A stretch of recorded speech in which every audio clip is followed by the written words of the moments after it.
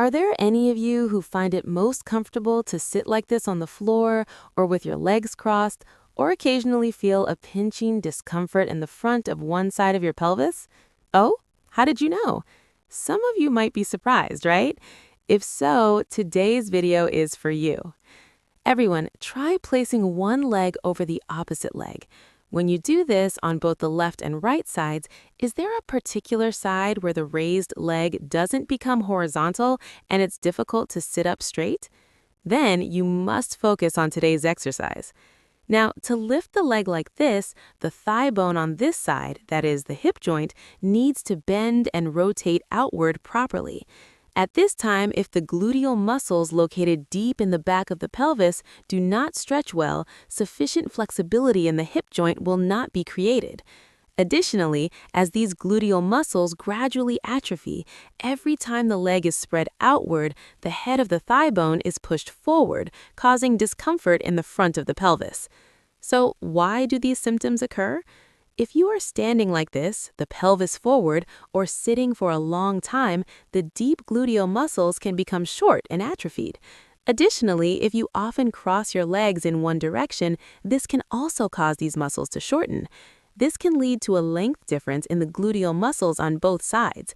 If one side of the pelvis worsens, muscle strength balance in the lower back can be disrupted, causing pain felt in one side of the lower back. But don't worry, today I will introduce exercises that can create immediate effects for this left-right pelvic imbalance. Before exercising, you should perform all movements within a range that does not cause pain. First, let's check which side, right or left, feels most uncomfortable.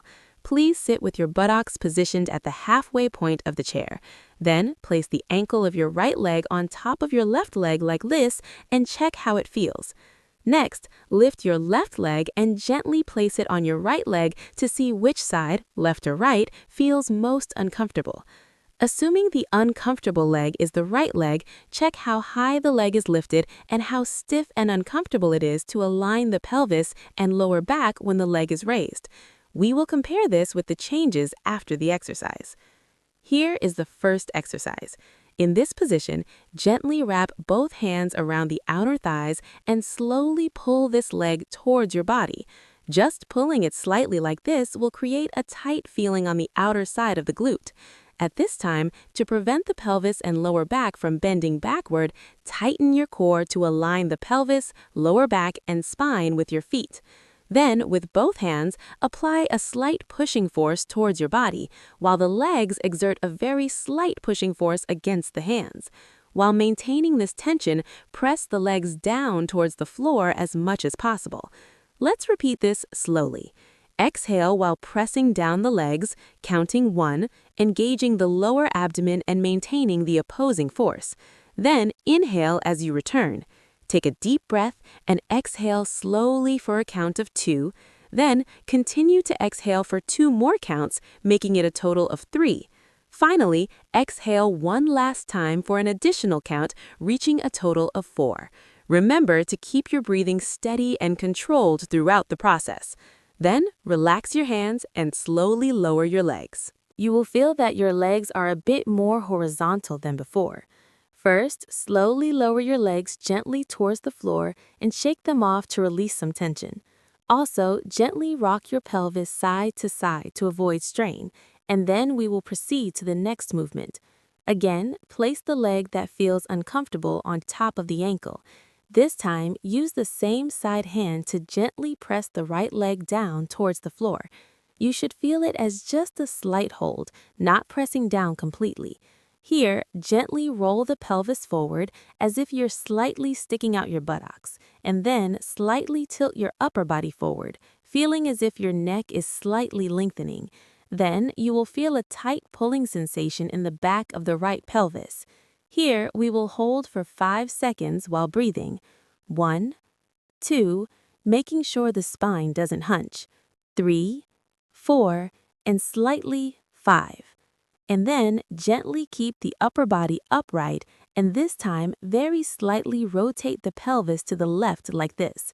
At this time, instead of twisting the waist, both sides of the pelvis should slightly face to the left, and this will naturally align the belly button, chest, and head to look in that direction. Then, with this hand, gently press down on the leg while leaning the upper body slightly in a diagonal direction, creating a subtle feeling of a pelvic anterior tilt as you just did. Then you will feel a deeper stretch in the hips, and similarly, after breathing 5 times, wait. 1, 2, you don't have to lean the upper body too much. 3, 4, and then finally 5. And then slowly raise the upper body and turn the pelvis, head, and chest to face forward. Finally, this time, slightly rotate the pelvis to the opposite direction, to the right, and naturally align the belly button, chest, and head to slightly look in that direction. Through these various angles, you can stretch the shortened abdominal and hip muscles in different ways. Here, we also hold for 5 seconds while breathing. 1. Straighten your back and chest a little more. 3, 4, 5. Then first, raise your upper body and then turn the pelvis, head, and chest to face forward. It's really simple, right? Now let's check if it has an effect after exercising. First, slowly lower your right leg to the floor and then shake both legs like this. The pelvis also sways left and right, which helps to relieve some tension. Then, raise the leg that hasn't been exercised to check the overall feeling and how comfortable it is. After slowly lowering the leg, lift the opposite leg and place it above the ankle bone. So, how does it feel? You will feel that the leg you exercised naturally drops more to the floor, and it will be much easier to align your pelvis and waist. If the exercises are effective, please let me know in the comments below. I encourage you to exercise whenever you can for a balanced pelvis. If you found today's video helpful, please share it with many people so we can all create a healthy day together. Then I'll see you next time in good health.